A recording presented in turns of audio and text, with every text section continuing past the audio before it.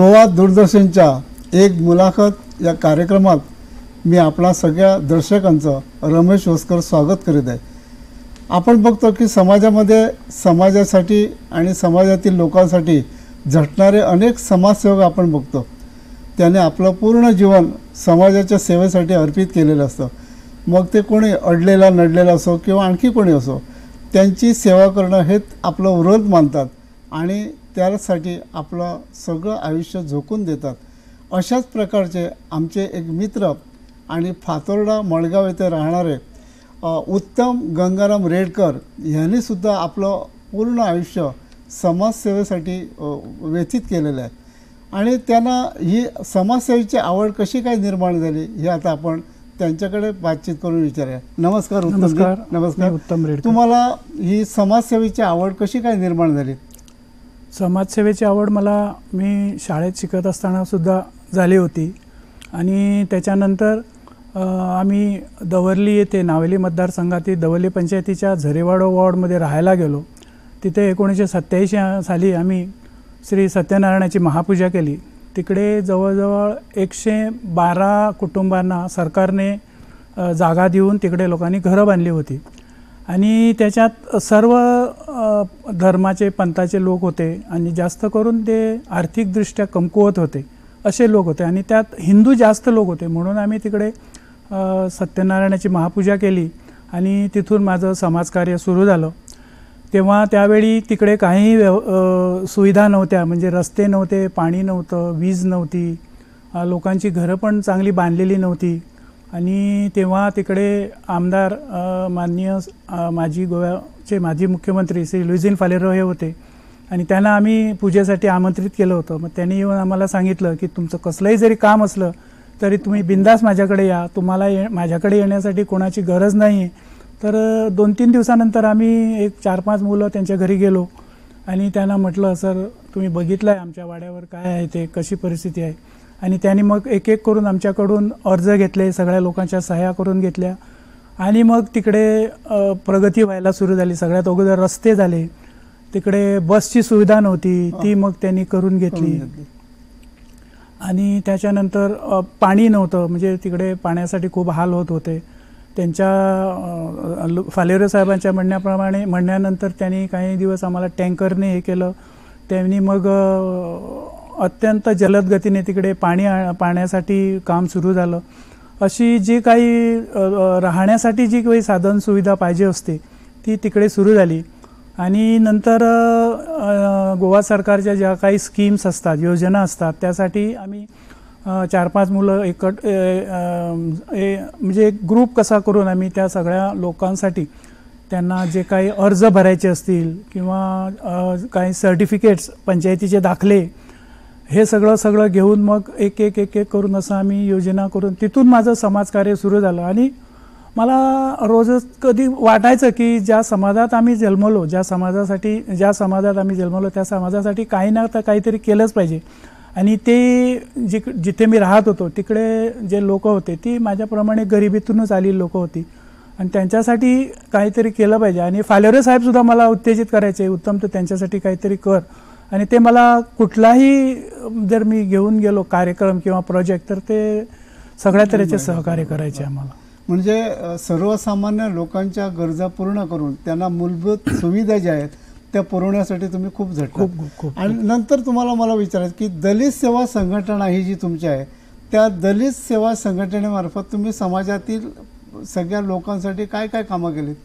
दलित सेवा संघटनेची स्थापना आम्ही 14 एप्रिल 1998 साली बाबासाहेब आंबेडकर यांच्या जयंतीनिमित्त एक कार्यक्रम केला दवर्ली पंचायतीत आणि तिथे स्थापन केली। माननीय लुईझिन फालेरोच्या हस्ते तिचं उद्घाटन केलं आणि तिथून आमच्या समाजकार्याला म्हणजे ती संघटना आम्ही रजिस्टर वगैरे केली आणि परत सुरुवात झाली।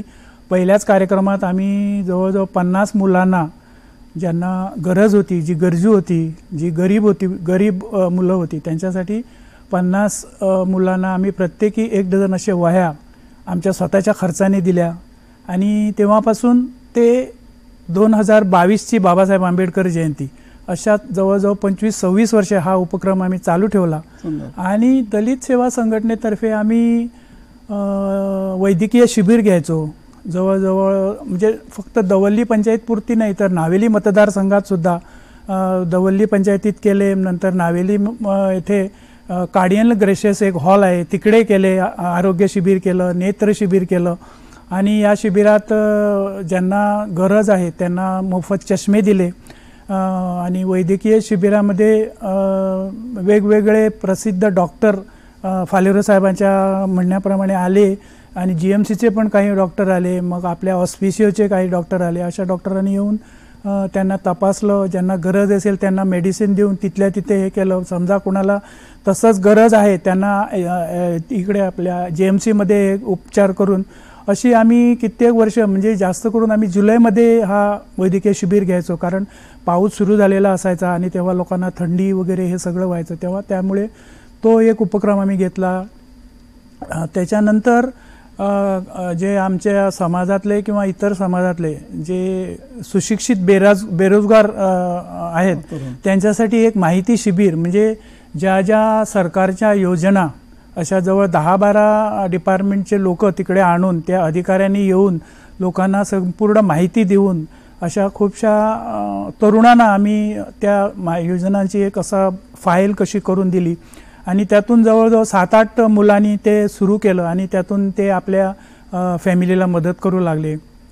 त्याच्यानंतर 2010मध्ये आम्ही आमचा पहिला कार्यक्रम बाबासाहेब आंबेडकर जयंतीचा मडगावच्या रवींद्र भवनमध्ये केला आणि त्याच्यानंतर 2010 ते आता 2022-23 सुद्धा हे सगळे कार्यक्रम आम्ही तिकडे रवींद्र भवनमध्ये करतो. नाही, तुमचं कार्य हे त्या बाजूने उत्कृष्टपणे चाललेलं आहे आणि त्याचे वारे गोव्याच्या सगळ्या कानाकोपऱ्यामध्ये पोचलेले आहे.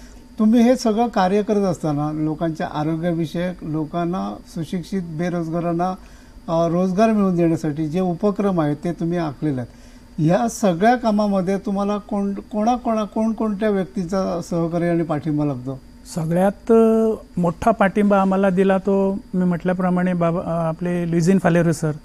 मी कसलाही त्यांच्याकडे काही प्रोजेक्ट घेऊन गेलो तर ते कधी नाही म्हटलं नाही, त्यांनी ते केलं. त्याच्यानंतर गोव्याचे माजी मुख्यमंत्री आणि मडगावचे आताचे आमदार दिगंबर साहेब यांनी पण आम्हाला खूप मदत केली आणि ते पण सहकार्य करायचे. मी त्यांच्या मतदारसंघात सुद्धा हेल्थ कॅम्प केला आहे, वह्या वाटण्याचा कार्यक्रम केला आहे. मग मडगाव नगरपालिकेचे जे सफाई कर्मचारी आहेत त्यांना पण आम्ही 26 जानेवारीला हॉनर केलं त्यांच्या हस्ते. त्या लोकांना पण खूप बरं वाटलं, म्हणजे त्यांचं असं काही लोकांनी आम्हाला बोलून दाखवलं की आमच्यासारख्या कचऱ्यात काम करणाऱ्या लोकांना तुम्ही आमच्या कार्याचं हे केलं, म्हणजे आपल्या कार्याला एक दखल घेतली, त्याबद्दल ते पण हे खूप खुशी झाले होते. तसंच माझ्या या संघटनेत सुरुवातीपासून स्वर्गीय गोगोडा शिरोडकर, नंतर गिरीश सोडणकर, आपले लुईस अलेक्स कार्दोज, तसेच तुमचे अत्यंत जवळचे किसन फट्टे जे सामाजिक किसन फट्टे माझे म्हणजे 1987 पासून जेव्हा आम्ही पूजा केली तेव्हा लुईझिन फालेरो साहेबाबरोबर ते आले होते पूजेसाठी आणि तेव्हापासून ती आजपर्यंत म्हणजे आता सुद्धा ही आमची मैत्री आहे. आणि मी त्यांना असं खूप वेळा म्हणजे त्यांना वाटायचं की काय असं अडचण आहे का रे, तर असं म्हटलं की ते लगेच मग कसली मदत असो ती, मग फायनान्शियल असो काय, ते कसलंही काम असलं की चल बस गाडी चला जाऊया, असे एक किसन फट्टे आणि खूप जवळचे मित्र आणि फॅमिली फ्रेंड कसे माझे. आणि ह्यामुळे तुम्ही सगळं समाजकार्यामध्ये हो आणि आर्थिक मदत हो करायचे. तसेच आमचे माननीय सभापती जे तेव्हा क्रीडा मंत्री होते तेव्हापासून त्यांनी आम्हाला मदत करायला सुरुवात केली. हो, रमेश तवडकर, त्यांची पण खूप मदत आम्हाला झालेली आहे. तुमच्या ह्या समाज कार्यामध्ये दलित संघटनेचं नाव नंतर बदललं आणि चैतन्य सेवा संघ ही संघटना झाली. ह्या संघटनेमार्फत अलीकडच्या काळामध्ये तुम्ही जे पुरस्कार वगैरे देतात ते कशी काय निवड वगैरे करता तुम्ही त्यांची? सर कसं झालंय, 2020मध्ये माननीय उच्च न्यायालय मध्य प्रदेश यांनी एका केसच्या संदर्भात एक निवाडा दिला की याच्यापुढे दलित हा शब्द व्यवहारात आणता कामा नये आणि त्या अनुषंगाने भारत सरकारने पण एक ऑर्डिनन्स पास केलं आणि त्यामुळे आम्हाला दलित सेवा संघटनेचं नाव हे चैतन्य सेवा संघटना असं करावं लागलं. आणि तुम्ही म्हटलं ते पुरस्काराबद्दल आम्ही काय करतो, सगळ्या लोकल पेपरामध्ये न्यूज देतो की बाबा असा असा आमचा कार्यक्रम आहे आणि त्यामध्ये आम्ही जे समाजसेवक आहेत किंवा भजनी कलाकार किंवा नाट्य कलाकार अशा विविध क्षेत्रातील लोकांना ऑनर करतो म्हणून. आणि त्याप्रमाणे मग आम्हाला त्यांच्याकडून प्रस्ताव येतात आणि प्रस्ताव आल्यानंतर म्हणजे एक आमचे शिरोड्याचे रमेश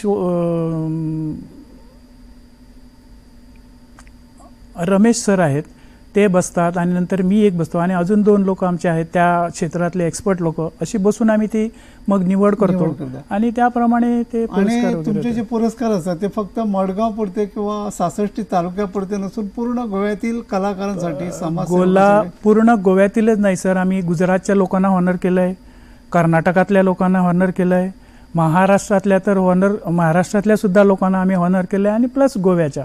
आणि ज्या वेळेला दिग्गज माणसं तुम्ही पाहुणे म्हणून बोलवतात आणि त्यांची जी भाषणं असतात, आम्हाला सुद्धा बघण्याचा तो योग आला.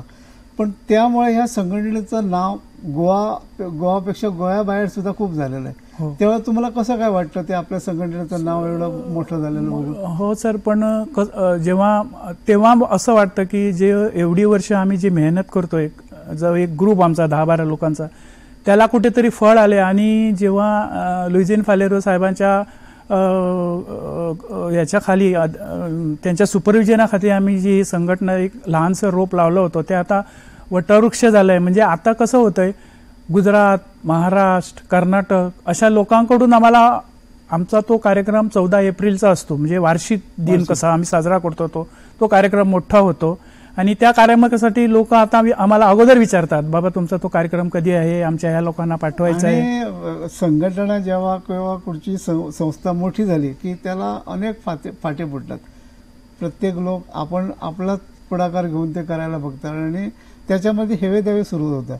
परंतु तुम्ही त्याच्यावर नियंत्रण कसं काय ठेवता आणि एकत्रित करण्याचं कार्यक्रम कसं, तुम्ही म्हटलं तो तसा 1-2 वेळा माझ्याकडे प्रसंग आला.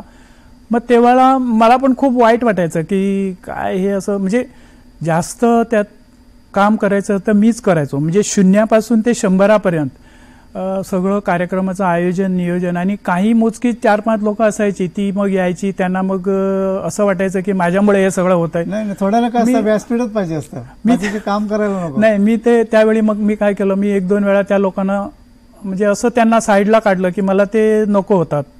कारण कार्यक्रम सगळा करायचो मी आणि हे सगळं जाऊन. आणि असं झालं सर, लुईझिन फालेरो सरांनी एकदा मला म्हटलं, अरे तो अमका माणूस आला होता, त्याच्या बायकोची ट्रान्सफर मी केली.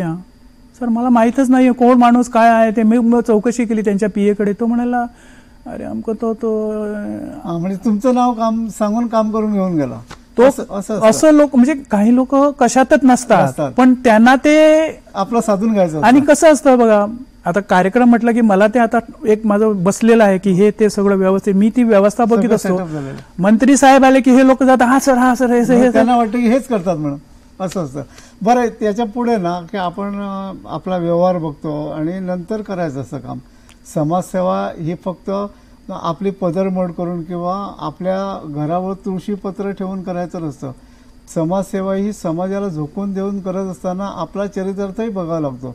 तुम्ही आयुर्विमा महामंडळामध्ये काम करत होता आणि त्यावेळेला एसटी आणि एससी समाजासाठी तुम्ही काय काय कामं केलेली त्या लोकांसाठी, त्यांचा फायदा मिळण्यासाठी? मी गोवा युनिटच्या जो आयुर्विमा महामंडळ Goa unit SC ST cell आहे त्याच्यात 2 टर्म म्हणजे 3-6 वर्ष अध्यक्ष होतो. आणि जेव्हा मी पहिल्यांदा अध्यक्ष झालो तेव्हा एक कमिटी माझ्याबरोबर एक कमिटी निवड झाली होती. त्या 10-12 लोकांना घेऊन आम्ही गोव्याचे जे प्रमुख होते त्यांना भेटलो म्हणजे नुसतं ओरली भेटलो नाही तर त्यांना एक पत्रच दिलं आम्ही की बाबा ह्या लोकांचं, काही लोकांच्या बदल्या होत्या, काही लोकांची प्रमोशन होत नव्हती, काही लोकांना म्हणजे वरच्या ऑफिसरांकडून हॅरेसमेंट पण होत होती. ते सगळं आम्ही त्यांच्या लक्षात आणून दिलं आणि त्यांना सांगितलं, मी सर मी जे काही करीन ते समाजासाठी करेन. तुम्ही जर तिथे नको असताना जर त्रास केला तर सर तुम्हाला माहीत आहे माझी ओळख कुठपर्यंत आहे, असं मी नुसतं धमकी द्यायचो त्यांना. आणि मग ते त्यापासून तिथून काय झालं की त्यांना कळलं की बाबा हा माणूस काय. आणि मी सर कधीच असं वावगं असं काही मागितलं नाही. जे आहे, जे सर्क्युलरमध्ये आहे तेच तुम्ही द्या, पण तेच लोक ते देत नव्हते. आणि तेव्हापासून मग आमचे प्रमोशन वगैरे व्यवस्थित व्हायला लागली. ते अगोदर विचारायचे, रेडकरजी आपका कोण तो, सो तेव्हापासून ते सगळं सुरळीत व्हायला लागलं. पण ह्या सगळ्या योजना शासकीय असो किंवा आयुर्विमा मधल्या असो, त्या कितीशा लोकांना तुम्ही आणि कोणापर्यंत पोहोचवला तुम्ही योजनेचा फायदा दिला करून? सर आता तुम्हाला सांगायचं झालं तर जेव्हा 87 पासून माझं समाजकार्य सुरू झालं आणि जेव्हा दवल्लीमध्ये 112 घरं आहेत आता, त्या घरात प्रत्येक घरात मला वाटतं एक किंवा दोन अशी वृद्ध म्हणजे ज्यांना ओल्ड एज पेन्शन वगैरे द्यायचं, ते तिथल्या सगळ्या घरांना आज सुद्धा म्हणजे जेव्हा मी तिथं राहत नाही, माझा भाऊ राहतो, सो जेव्हा मी आज सुद्धा तिथं जातो तेव्हा ती लोक सांगतात की तुझ्यामुळे हे आम्हाला मिळालेलं आहे आणि आम्ही आता ते कंटिन्यू घेत आहोत. आणि अजून जरी आता तिकडे कमिट्या वगैरे आहेत पण ते नाही, अजून जरी काय झालं तरी ते लोक मलाच विचारतात, मलाच फोन करतात, अरे उत्तम ते माझे पैसे जरा हे 2 महिने झाले जरा बघ काहीतरी कर, आणि असं असतं. खरं म्हणजे तुमच्यासारख्याने पुढाकार घेतला म्हणजे ती दवल्लीची जी झोपडपट्टी वस्ती जी आहे ना, ती आता चांगल्या स्वरूपात त्यांची घरं तयार झालेली आहे त्यांची, आणि त्या घरामध्ये त्यांनी छोटे छोटे उद्योगधंदे सुद्धा सुरू केले, उद्योगधंदे केले आहेत. आणि सर कसं सांगू तुम्हाला, 1982 मध्ये जेव्हा तिकडे जागा दिल्या आम्हाला तेव्हा भयंकर त्रास, म्हणजे तिकडचे लोकल लोक वगैरे आम्हाला मारायला आले. आणि तेव्हाचे मडगावचे जे आमदार होते माननीय उद्योगमंत्री आनंद नरशिव नाईक, बाबू नाईक, आणि त्यांच्याबरोबर तसेच आमचे मनोहर त्रिंबक आजगावकर आमच्या समाज नेते यांनी दोघांनी आम्हाला खूप सपोर्ट केला. म्हणजे आजगावकर यांनी तर अक्षरशः तिकडे कॉन्ट्रॅक्टर आणून दिवसाच्या रात्रीच्या रात्री पोलीस ठेवले, आणि नंतर ते थोडं हे होत गेलं. त्या घरांनी तिकडच्या लोकल लोकांनी आमची घरे वगैरे सुद्धा बांधलेली घरं मोडली होती, म्हणजे खूप त्रास. आणि आता तिकडे तेव्हा जमिनी कुणाला नको होत्या, तिकडे जायला लोक भीत होते, तर आज त्या जागेत 15,000 20,000 रेट झाली आहे. कारण आम्ही ते सगळे नेलं ना तिकडे, पाणी हे ते सगळं, बस सगळं आम्ही, आणि सगळ्या सुविधा केव्हापासून कोणाकडून घेऊन दिल्या ते सगळं माझ्याकडे, म्हणजे मीच आहे तिथे, मी आणि आणखी 4-5 लोक असं आम्ही केलं. ज्या वेळेला आपण तिकडे फिरायला जातो पत्रकार या नात्याने, त्यावेळेस अनेक लोक सांगतात की बाबा उत्तम रेडकरने आमच्यासाठी खूप प्रयत्न केलेले. त्यावेळेस तुम्हाला कसं वाटतं ज्यावेळेला तुमच्या नावाचा तिकडे उल्लेख होतो त्या लोकांकडे? कसं होतं सर, समाधान म्हणजे कसं, ज्या समाजात मी जन्मलो त्या समाजातल्या लोकांसाठी मी काहीतरी केलं, काही का असे ना, माझ्याकडे म्हणजे कसलीच पॉवर वगैरे नसताना मी ते केलं. आणि समाजाचे ऋण तुम्ही फेडलं असं म्हणत नाही, मी काही अंशी फेडलंय आणि अजून मला ते करायचं आहे. आणि एक सांगा मला, तुम्ही आता ह्या दलित संघटना नंतर चैतन्य सेवा संघ याच्यामध्ये काम करत असताना तुमचा कार्यक्षेत्र जे आहे ते इतर संस्थांमध्ये सुद्धा आहे, त्या कोणकोणत्या संस्थांमध्ये तुम्ही? इतर संस्थांमध्ये म्हणजे मी दयानंद शिक्षण संस्था जे आखे ते TB कुन्हा हायस्कूल आहे तिकडे मी जॉईंट सेक्रेटरी आहे. तसेच मी गोवा खो खो असोसिएशन बरोबर सुद्धा आहे. तसेच अजून आमची जी सोसायटी आहे जिथे मी राहतो तिकडे मी ट्रेझरर आहे. आणि अजून अशा 2-3 संस्था आहेत जे मला आता आठवत नाही आहेत. आणि ही आपली इंटरनॅशनल ह्युमन राईट्समध्ये आता 1 वर्ष अगोदर मी तिकडे पण जॉईन केलं आहे. इव्हन पणजीच्या गोमंतक साहित्य संमेलनामध्ये तिकडे पण मी आहे, सदस्य आहे. सो असं जसं जमेल तसं माझ्या हातून मी समाजकार्य अजून चालू ठेवलं. बरं, ह्या तुमच्या संघटनेमार्फत विशेषतः की कोणत्या कार्यक्रमावर तुम्ही जास्त भर देता? जास्त भर असा अमुक कार्यक्रम असा नाही सर, मी खूप कार्यक्रम घेतले आहेत. त्याच्यात तुम्ही म्हटलं तसं बाबासाहेब आंबेडकरांची जयंती आलीच, नंतर आंतरराष्ट्रीय महिला दिन आम्ही साजरा केला. त्यामध्ये माननीय माजी मुख्यमंत्री श्री लुईझिन फायर यांच्या मिसेस, त्याच्यानंतर दिगंबर कामत यांच्या मिसेस, सभापती रमेश तवडकर यांच्या मिसेस, तसेच आमचे मित्र आणि सहकार श्री किसन फट्टे यांच्या मिसेस यांना आम्ही तिकडे आमच्या संघटनेतर्फे त्यांचा सन्मान केला. तसेच हल्लीच आम्ही एक असा उपक्रम राबवला की ज्या लोकांनी समाजासाठी आणि जेणेकरून आमच्या संस्थेसाठी काम केलंय अशा दाम्पत्यांचा आम्ही सत्कार केला. त्यात दिगंबर कामत आले, तुम्ही होतात सर, तुमचं पण नाव होतं त्याच्यात. पेडणे तालुक्यातील एक स्वतंत्र सैनिकाचे पुत्र श्री सूर्या तोरसकर यांचा पण त्यांच्या मिसेस बरोबर असे 10 सुमार दाम्पत्यांना आम्ही सन्मानित केलं होतं.